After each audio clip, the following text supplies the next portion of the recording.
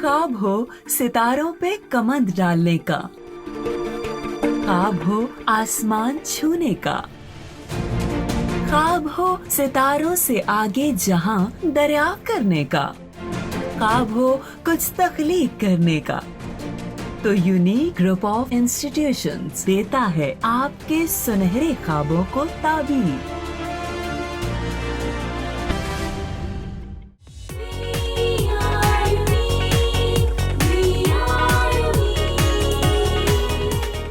बिस्मिल्लाहिर्रहमानिर्रहीम। अस्सलामु अलैकुम डियर स्टूडेंट्स, कैसे बेटा आप लोग? उम्मीद है अल्लाह तबारक व तआला की रहमत के साए में आप लोग खैर वाफियत से होंगे। आपका मैथमेटिक्स टीचर गुलजार अहमद लेक्चर नंबर 91 के साथ हाजिर है। जी बेटा, इससे पहले लेक्चर नंबर 90 में हमने चैप्टर नंबर 6 को स्टार्ट किया था और इसकी बेसिक चीज़ें पढ़ी थी। फिर उसके बाद हमने बेटा क्वेश्चन नंबर 1 को कंप्लीट किया था और इसकी फ्रीक्वेंसी डिस्ट्रीब्यूशन की थी और वो डिस्क्रीट फ्रीक्वेंसी डिस्ट्रीब्यूशन थी। जी बेटे, आज हम इसी कंसेप्ट को आगे बढ़ाते हैं और स्मार्ट सिलेबस के मुताबिक अब इसको बेटा हम लेकर चलेंगे और नेक्स्ट हमारे पास बेटा जो है वो क्वेश्चन नंबर 3 है। अब आइए देखते हैं कि क्वेश्चन नंबर 3 को किस तरह से सॉल्व किया जा सकता है और ये हमारे पास जो है वो कंटिन्यूस फ्रीक्वेंसी डिस्ट्रीब्यूशन का क्वेश्चन है। हाँ जी बेटा, अब हमारे पास है बेटा क्वेश्चन नंबर 3 है। From the following data representing the salaries of 30 teachers of a school make a frequency distribution taking class interval size 100। अच्छा बेटा, एक तो ये है कि इसमें जो क्लास इंटरवल साइज़ 100 है ये डाटा में शामिल नहीं है, ये साइज़ ऑफ क्लास इंटरवल आपको 100 का दिया गया है। ठीक है, तो फर्स्ट जो एंट्री है वो 450 से शुरू हो रही है। तो अब आप देख सकते हैं ये बेटा 30 हमारे पास जो है वो टीचर्स का डाटा दिया, वो उनकी सैलरीज बेटा दी गई है रुपीज़ में। तो अब आपने ये करना है कि आप देखें कि जो रुपीज़ होते हैं, सैलरीज होती हैं, वो बेटे होल नंबर में नहीं होती, वो फ्रैक्शन में पॉसिबल होती हैं। ठीक है, सो रुपीज़ भी होते हैं और आगे कुछ सम पैसेस भी हो सकते हैं, पॉसिबिलिटी है। ठीक है, अब अगर यहाँ पे नहीं लिखे हुए ये अलग बात है। रुपीज़ जो होते हैं वो जो है वो कंटिन्यूस डाटा में आ सकते हैं। जी बेटा, अब उसके बाद हमारे पास है, आपने इसकी किस तरह से बेटा बनानी है, तो हमने सबसे पहले डाटा को लिख लेना है। ये मैंने 10 वैल्यूज़ बेटा एक लाइन में लिखी हैं, 10 दूसरी में लिखी हैं, फिर 10 तीसरी में लिखी हैं। इस तरह से आपके 1 2 3 लाइन में आपके पास 30 का डाटा जो है वो पूरा हो जाता है। ठीक है, तो सबसे पहले आप यहाँ पे लिख लें number of observations. Number of observations कितनी है हमारे पास, या नंबर ऑफ़ वैल्यूज़ कितनी है जी? ये बेटा जी हमारे पास होता है स्मॉल n और इसे हम लिखते हैं ये 30 है। ये आप काउंट कर सकते हैं, डाटा में जितनी वैल्यू होंगी वो आपने लिख लेनी है। अब उसके बाद आपने लिखनी है स्मॉलेस्ट वैल्यू। जी बेटा, इस डाटा के अंदर आपने देखना है कि स्मॉलेस्ट वैल्यू x मिनिमम हमारे पास कितनी है जी? स्मॉलेस्ट वैल्यू बेटा हमारे पास है 450। अब देखिए किधर है जी 450, ये फर्स्ट एंट्री बेटा जी 450। ठीक है जी, तो ये आप लिख लेंगे 450 है हमारे पास। और जो इसकी लार्जेस्ट वैल्यू है वो हमारे पास कितनी है, या मैक्सिमम वैल्यू हमारे पास कितनी है, वो बेटा अब आपने लिख लेनी है। वो हमारे पास एक्स मैक्सिमम वैल्यू कितनी है, वो है जी 1240। ये 1240 है जी, ये हमारे पास आ जाएगा जी, ये सबसे बड़ी वैल्यू है। तो ये आपने लिख लेना है 1240 हमारे पास आ गया। ठीक है बेटा। अच्छा, अब उसके बाद हमारे पास जो वो दिया गया साइज़ ऑफ क्लास इंटरवल कितना है, ये आ जाएगा साइज़ ऑफ क्लास इंटरवल कितना है जी। ठीक है, तो साइज़ ऑफ क्लास इंटरवल उन्होंने बेटे बताया है कि ये 100 का होगा। ठीक है, तो 100 का डिफरेंस बेटा जी ये हमारे पास जो है वो आना चाहिए और इसकी हमने बनानी है फ्रीक्वेंसी डिस्ट्रीब्यूशन। तो अब आइए इसका आगे बेटा साथ हिंट भी दिया हुआ है कि किस तरह से कहाँ से आपने क्लासेस स्टार्ट करनी है। ज़ाहिर है जब पेपर में आता है तो वो हिंट साथ नहीं होता। ठीक है, तो सबसे पहले आपने यहाँ पे लिख लेनी है, क्लासेस भी लिख सकते हैं या यहाँ पे बेटे ग्रुप्स भी लिख सकते हैं। ठीक है जी, फर्स्ट कॉलम आपके पास क्या होगा, क्लासेस का आप बना लेंगे आप, और दूसरे वाले में आपने बना लेना है टेलीमार्क्स। ठीक है जी, टेलीमार्क्स। और उसके बाद आपने बेटा जी नेक्स्ट कॉलम बना लेना है फ्रीक्वेंसी का, और यहाँ पे हम लिख देंगे ये फ्रीक्वेंसी है। तो ये फ्रीक्वेंसी आ गई बेटा। अब इसके अलावा और कुछ नहीं बनाना, सिर्फ फ्रीक्वेंसी डिस्ट्रीब्यूशन ही है इसकी। तो ये हमारे पास आ जाएंगे। इस तरह से आपने टेबल ड्रा करना है, 3 कॉलम बेटा जी बना लेने हैं। और आप इसको फर्स्ट क्लास को किस तरह से आपने बेटे स्टार्ट करना है, ये 450 से आप शुरू करेंगे जी, ठीक है। अब आपने यहाँ पे लिखना बेटा एक लाइन के ऊपर 450, आप इसमें 100 को ऐड किया तो कितना आ जाएगा आपके पास 550 आ जाएगा। एक 100 को बेटा ऐड किया तो आपके पास 650 आ जाएगा। फिर आपके पास 750 आ जाएगा। उसके बाद आपके पास 850 आ जाएगा। उसके बाद 950 आ जाएगा। उसके बाद 1050 आ जाएगा। और उसके बाद आपके पास बेटा आ जाएगा 1150 आ जाएगा। उसके बाद आपने यहाँ पे 1250 लिख लेना है, ठीक है जी। अब 1240 तक है आपके पास मैक्सिमम वैल्यू, तो ये आपने 1250 यहाँ पर आ जाएगा। तो बहरहाल टेबल जो है वो बनेगा। अच्छा, अब यहाँ पे आपने बेटा यहाँ से 1 जो है वो माइनस करना है। यहाँ से 1 माइनस करोगे तो ये हमारे पास कितना आ जाएगा जी 549 बेटा जी आ जाएगा, ठीक है। अब आपने ये करना है कि इसके अंदर आपने 100 यानी ऐड करते जाना है। ये 549 है और इसमें 1 ऐड किया तो 550 हो जाएगा। तो जिस नंबर पे क्लास जो है वो ख़त्म हो रही है उससे नेक्स्ट नंबर पे शुरू होनी चाहिए थी, इसलिए बेटे यहाँ से हमने एक कम कर लिया है। जो कंटिन्यूस फ्रीक्वेंसी डिस्ट्रीब्यूशन होती है उसमें बेटा हम इसी तरह से डिज़ाइन करते हैं ग्रुप्स को। तो जो हमारे पास नेक्स्ट नंबर है वो बेटा नेक्स्ट ग्रुप है वो नेक्स्ट नंबर से स्टार्ट हो रहा होता है। तो इसलिए जब आप यहाँ भी एक लाइन लिख लेते हैं कॉलम, तो यहाँ से A1 सब्ट्रैक्ट करते हैं तो ये हमारे पास आ जाता है, ठीक है। अब इससे आगे ये होगा। अब इसके अंदर 100 आपने ऐड करना है, आ जाएगा 649। अब हमारे पास आ जाएगा 749 और ये आगे 750 आ जाएगा, ठीक है जी। 849 850 हो जाएगा। 949 आगे बेटा 950 आ जाएगा, ठीक है। अब आ जाएगा 1049 1050 आ जाएगा। तो ये बेटा आ जाएगा 1149, ये 1150 आ जाएगा। और 1200 ये हमारे पास आ जाएगा, हाँ जी 49। तो ये हमारे पास बेटा जी आगे अगर आप देखें जो लार्जेस्ट वैल्यू है हमारे पास वो है 1240। अब देखें यहाँ पे 1240 ये 1249 तक है मैक्सिमम वैल्यू। तो 1200 जो 40 है वो बेटा इसी ग्रुप के अंदर आ जाएगी। अब इसके लिए ये लास्ट वाला फिर ग्रुप बनाने की ज़रूरत है नहीं पड़ेगी आपको। तो अब इस तरह से ये हमारे पास बेटा जी आपने ये लाइन लगा लेनी है लाइक दिस, ये आ जाएगा।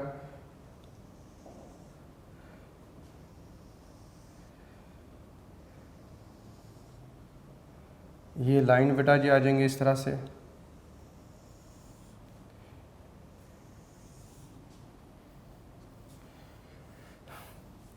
जी बेटा, अब आपने डाटा को बेटा 1 बाय 1 रीड करते जाना है और देखना है कि ये वैल्यू कहाँ पे लाई करती हैं। अब आप देखिए कि जो 450 हमारे पास है ये किस ग्रुप में लाई करता है। तो ये फर्स्ट वाले ग्रुप का ही बेटा लोअर लिमिट है, इसलिए यहाँ पे इसके सामने आप एक टैली बेटा मार्क कर देंगे। उसके बाद हमारे पास है 500। अब आप देखिए कि 500 कहाँ पे बेटा जी आएगा, ठीक है। तो ये 549 है, तो ज़ाहिर है 500 भी इसी ग्रुप में बेटे लाई कर रहा होगा। उसके बाद है 550। तो 550 कहाँ पर आएगा जी, तो ये मेरा 550 है, इस ग्रुप के अंदर लाई करता है। तो वो आप लिख देंगे 580 है। अब 580 कहाँ पर आएगा जी बेटा, ये 550 से लेकर 550 से स्टार्ट होके 649 तक जो भी वैल्यू होगी बेटा इस ग्रुप के अंदर वो फॉल कर रही होगी, इस ग्रुप के अंदर आ रही होगी, ठीक है। तो इसलिए आप देखें कि जो 580 है वो इसी ग्रुप के अंदर आएगा, इसलिए आप यहाँ पे आप टैली मार्क कर देंगे।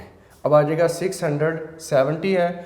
अब 670 बेटा ये 650 है, 660 भी इधर होगा, 70 भी इधर होगा, 80 भी होगा, 749 तक इधर ही वैल्यू होंगी, ठीक है। हमें चाहिए 670, तो 670 बेटा इसी ग्रुप में लाई करेगा। उसके बाद आ गया 1200। अब आप देखिए 1200 कहाँ पर होगा, ये 1150 से लेकर 1249 तक बेटे वैल्यू यहाँ पर होंगी, ठीक है। यहाँ पे 1160, 1170, 1180 और 11 जो है 90 और 1200 इसी ग्रुप में होगा। तो अब ये टैली यहाँ पर लगा देंगे। उसके बाद आ गया है जी 1150, तो ये बेटा जी 1150 भी इसी ग्रुप में लाई करेगा। उसके बाद है 1120, तो 1120 हमारे पास बेटा जी ये 1150 से जो भी लेस वैल्यू होगी वो इधर लाई कर रहे होगे, ठीक है जी। तो ये हमारे पास जो है जी 1120 बेटे इस ग्रुप में लाई करेगा। ठीक है, अब उसके बाद अगर 950, अब देखें 950 किधर आएगा, ये 950 आया हुआ है, तो यहाँ पे आप बेटा टैली लगा देंगे। उसके बाद है 1130, तो 1130 भी इधर होगा, क्योंकि 1100 जो है वो 1149 से लेस होता है, इसीलिए इसी ग्रुप के अंदर लाई करेगा। नेक्स्ट हमारे पास है बेटा 1230 है। अब आप देखिए 1230 किधर आएगा, अब ये देखें 1249 से लेस वैल्यू है और 1150 से वो ग्रेटर वैल्यू है, इसलिए 12 जो 30 है वो भी बेटा इसी ग्रुप के अंदर लाई करेगा। उसके बाद है 890, आप 890 देखिए किधर आएगा, ये 850, 860, 870, 880, 890 इसी ग्रुप में बेटा लाई करेगा। यहाँ पर आप टैली लगा देंगे। उसके बाद हमारे पास आ जाएगा 780 जी, 780 बेटा किधर आएगा, तो 780 बेटा ये इस ग्रुप में हमारे पास आ जाएगा। 750, 767 जो है वो 70, 780 इसी ग्रुप में बेटा जी होगा। उसके बाद है 760, 760 आप देखें 750, 760 इसी ग्रुप के अंदर लाई कर रहा होगा। नेक्स्ट हमारे पास है 670 जी बेटा, 670 किस ग्रुप में लाई करेगा, 670 ये 650, 60 और 70, 670 इस ग्रुप में लाई करेगा। 880, अब 880 देखें 850, 860, 870, 880 इस ग्रुप में बेटा लाई करेगा। उसके बाद है 890, 890 भी इसी ग्रुप में होगा। ठीक है जी। अब उसके बाद है 1050, तो 1050 ये बेटा आ जाएगा। उसके बाद 980, अब 980 हमारे पास जो होगा 950 है, ये 60, 70 और 80 इसी ग्रुप में बेटा होगा। उसके बाद 970, तो 970 भी इसी ग्रुप में होगा, तो ये आप 950, 960 और 970 इसी ग्रुप में बेटा आएगा। ठीक है जी। अब उसके बाद है 1020 और 1020 ये हमारे पास यहाँ पर होगा जी। ठीक है बेटा, क्योंकि ये 1049 तक है और ये 950 से लेकर 1049 तक जो भी वैल्यू होगी तो इधर होगी, तो ये हमारे पास जो 1020 है वो बेटा इस ग्रुप में लाई करेगा। ठीक है जी। अच्छा, अब उसके बाद है हमारे पास 1130 है जी बेटा, 1130 ये इस ग्रुप में होगा। अब 1130 हाँ जी 1130 ये ग्रुप में होगा जी, सेकंड लास्ट में। ठीक है, क्योंकि 1149 से लेस वैल्यू जो भी होगी वो इसी ग्रुप में आएगी और 1050 से ग्रेटर होगी, तो ठीक है, तो ये 1130 इसी ग्रुप में बेटा जी आएगा हमारे पास। ठीक है। अब उसके बाद है 1220, अब 1220 देखिए ये भी ये लास्ट ग्रुप में बेटा आएगा। 1220 1249 से लेस होता है, यहाँ पर आ जाएगा। उसके बाद है 760 जी, 760 बेटा यहाँ पर आ जाएगा। ये 750 और 760 इसी ग्रुप में होंगे। ठीक है। अब उसके बाद है 690 जी बेटा, 690 अब ये 650 है, 660, 70, 80 और 90 इसी ग्रुप में बेटा जी होंगे।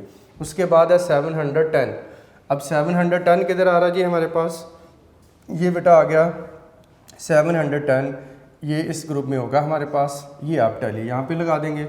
उसके बाद है जी 750, अब ये बेटा आ गया 750, इसमें 750 वाले में आप लगा देंगे। उसके बाद है जी 11 हमारे पास आ जाएगा 20 जी बेटा, 1120 हमारे पास किधर होगा, ये 1050 से लेकर ये 1149 तक है, तो हमारे पास 1120 इधर ही होगा।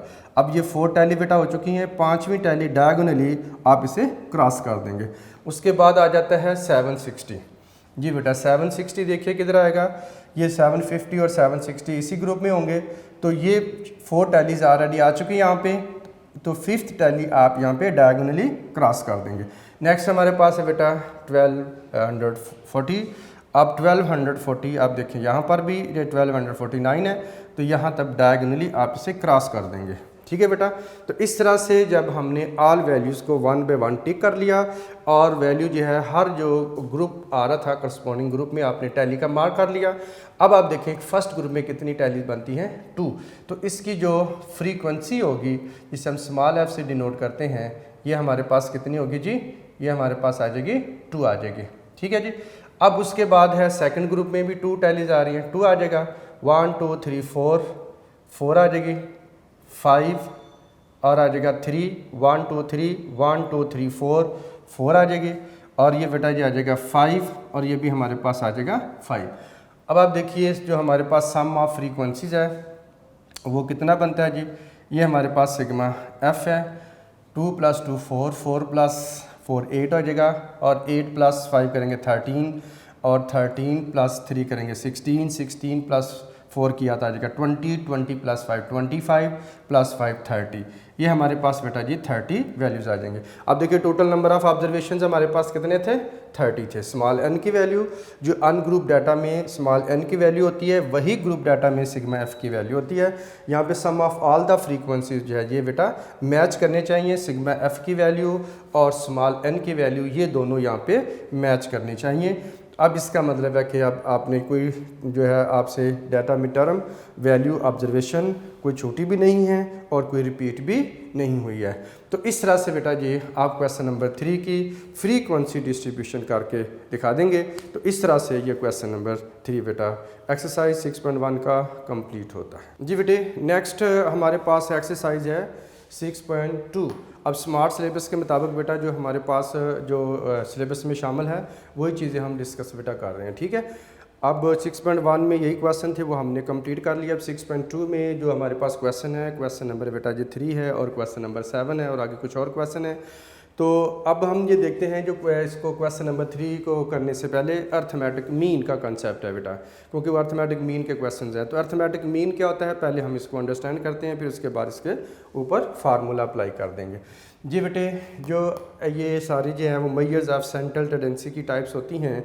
अर्थमेटिक मीन है, मीडियन है, मॉड है, ज्योमेट्रिक मीन है, हार्मोनिक मीन है, ये सारी। तो ये इसमें से हमने बेटा अर्थमेटिक मीन को आज को पढ़ना है। अर्थमेटिक मीन क्या होता है, फ़र्ज़ करें कि हमारे पास बेटे कुछ ऑब्जर्वेशंस हैं, जो डाटा है आप x1 है, x2 है और हमारे पास x3 है, ठीक है। अब देखिए फ़र्ज़ करें कि जब हम अर्थमेटिक मीन बेटे फाइंड आउट करते हैं 2 वैल्यूज़ का, तो हम दोनों वैल्यू को ऐड कर लेते हैं और फिर बेटा जी इसको 2 पर ही डिवाइड कर देते हैं। तो ये 2 वैल्यू का हमारे पास क्या आ जाता है, अर्थमेटिक मीन आ जाता है या एवरेज आ जाता है। अब आप इसको रिप्रेजेंट करते हो x बार से, ठीक है। अब हमारे पास ये 2 कहाँ से आया, क्योंकि ऊपर 2 वैल्यूज़ हैं। अब अगर ये हमारे पास 3 वैल्यूज़ होती तो हम यहाँ पर नीचे क्या ले आते, 3 ले आते। जितनी वैल्यू आप ऊपर ऐड कर रही हैं उतना ही बेटा हमारे पास नीचे नंबर आ जाता है। अब फर्ज करें कि ये वैल्यू हमारे पास जो है वो डॉट डॉट xn तक जा रही है। n is the any number, सी 10 हो सकता है, 12 हो सकता है, 20 हो सकता है, 15, कुछ भी कोई भी नंबर है। तो अब यहाँ पर जब हम ऐड करेंगे all values co dot dot, तो ये आ जाएगा प्लस xn तक हम इन्हें ऐड कर लेते हैं। अब देखें जब 2 वैल्यू ऐड हो रही थी हमने ओवर में 2 लिखा था, जब 3 वैल्यू ऐड हो रही थी तो ओवर में 3 लिखा था। अब n वैल्यू ऐड हो रही है तो ओवर में क्या आ जाएगा, n आ जाएगा। n जो वो लास्ट वाला नंबर होगा काउंटिंग में। अगर से 10 आपके पास ऑब्जर्वेशन है तो ये लास्ट में जो 10th वैल्यू होगी तो वही आप यहाँ पे 10 नीचे लिख लेंगे, ठीक है। तो अब यहाँ पे n है जनरलाइज फॉर्म में, हम इसे n यूज़ करते हैं लास्ट टर्म के लिए, तो यहाँ पर भी फिर हम n लेकर आएंगे। अगर हमारे पास n ऑब्जर्वेशंस हों तो उसका अर्थमेटिक मीन किस तरह से फाइंड आउट किया जा सकता है, तो वो ये sum of the values divided by number of values.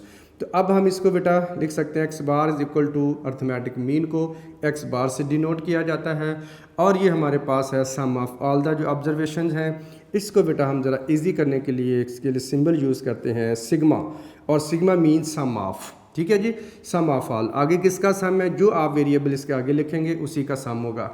देखिए इससे पहले क्वेश्चन में मैंने सिग्मा एफ लिखा था, इसका मतलब फ्रीक्वेंसी का सम है। अब सिग्मा एक्स लिखा है, इसका मतलब है कि एक्स का सम है। एक्स क्या है, गिवन डाटा। अब ओवर में हमारे पास क्या आ जाएगा, n आ जाएगा।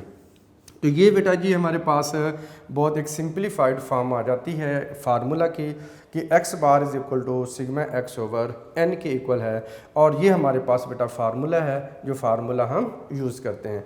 अब देखेंगे इसको अगर डिफ़ाइन करना हो तो बेटे कोई मुश्किल नहीं है। आप देखें कि जो सिग्मा x है ये हम किसको शो कर रहा है, सम ऑफ ऑल ऑब्जर्वेशंस।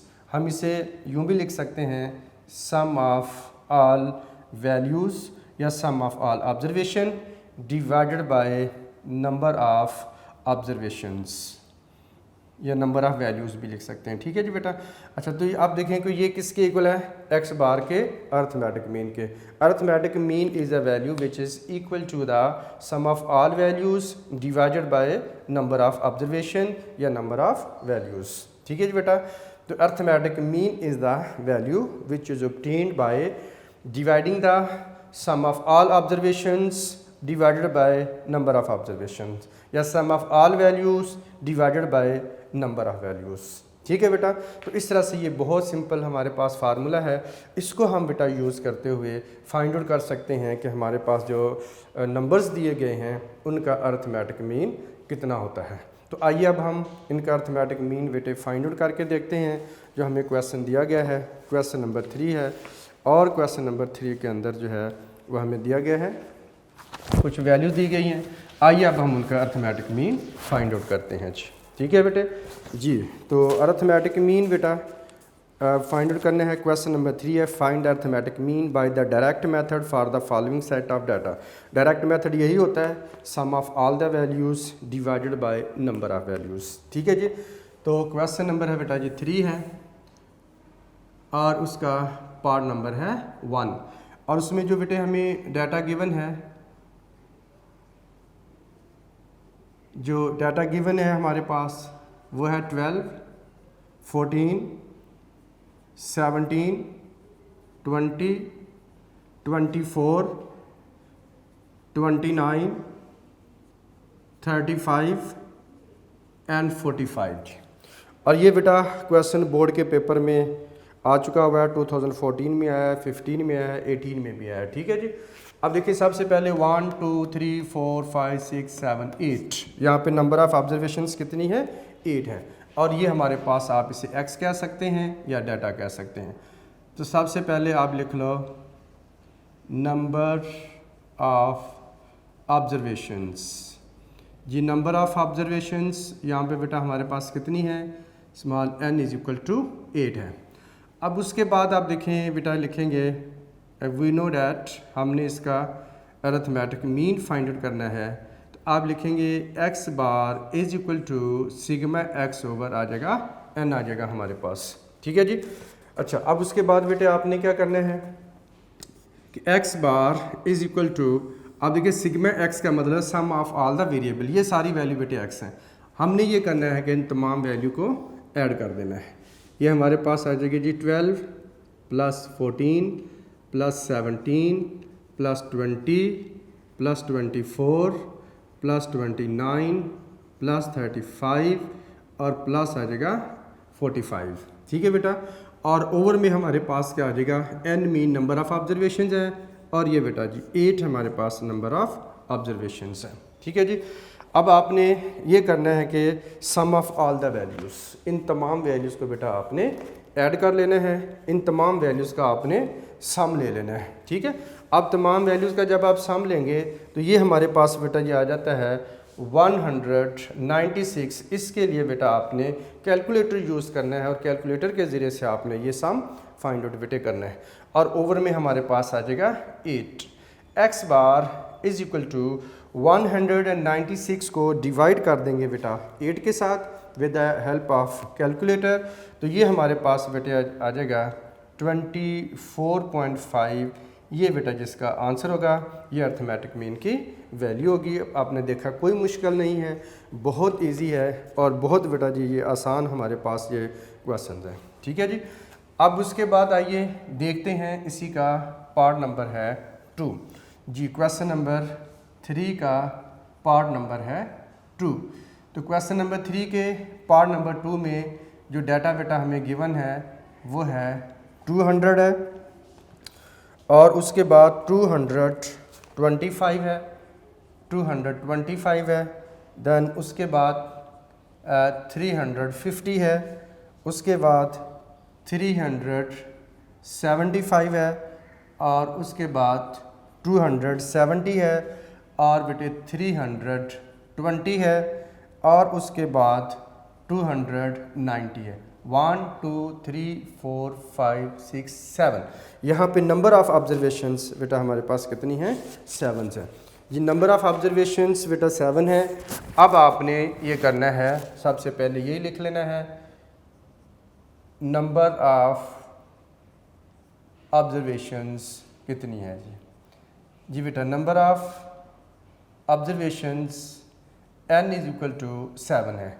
अब उसके बाद हमने बेटे फार्मूला लिख लेना है, वी नो डैट, हम जानते हैं कि जो अर्थमेटिक मीन का फार्मूला आता है वो x bar is equal to sigma x over n के बेटा इक्वल होता है। ठीक है जी।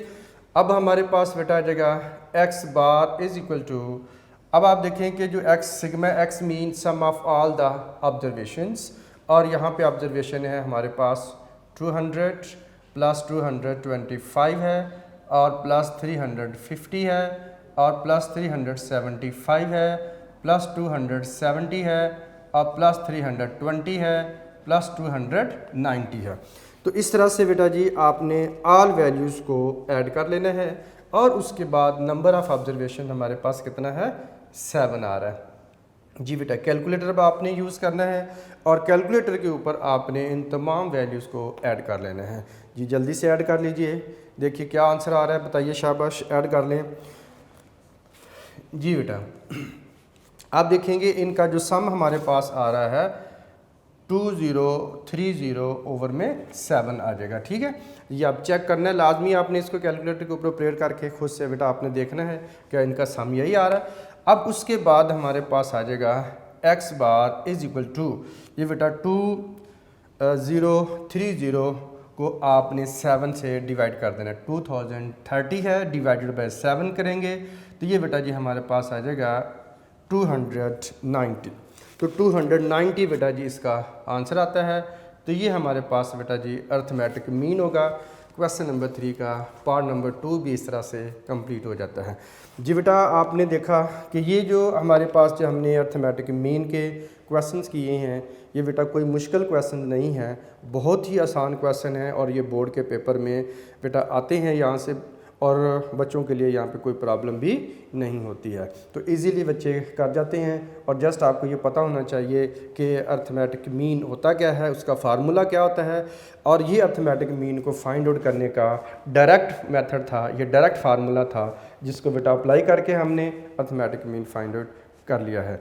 दूसरा, आपको कैलकुलेटर जो है वो ऑपरेट करना आता होना चाहिए। अगर आप कैलकुलेटर को अच्छा ऑपरेट कर लेते हैं तो sum of all the values divided by number of values जब आप करेंगे तो आपके लिए कोई प्रॉब्लम नहीं होगी। अब आपने बेटा ये एक तो इन क्वेश्चंस की प्रैक्टिस करनी है और दूसरा आपने अर्थमेटिक मीन की डेफिनेशन बेटा आपने बुक से याद कर लेनी है।